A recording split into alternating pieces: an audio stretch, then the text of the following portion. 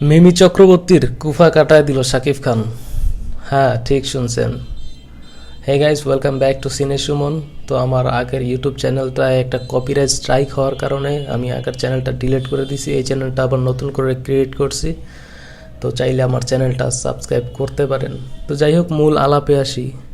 কলকাতার মিমি চক্রবর্তী, যে কিনা একটা সময় সেই 8 থেকে 10-12 বছর আগে একটা সময় কলকাতায় সেই লেভেলে একটা পপুলার অ্যাক্টরস ছিল, যে কলকাতার সুপারস্টার দেবের সাথে প্রচুর সিনেমা করছে, যেমন যোদ্ধা, বিগ বাজেটের বিগ অ্যারেঞ্জমেন্টের একটা ছবি ছিল, যদিও সেটা রিমেক ছিল, কিন্তু আশানুরূপ ফলাফল পায় নাই ওই আমলে।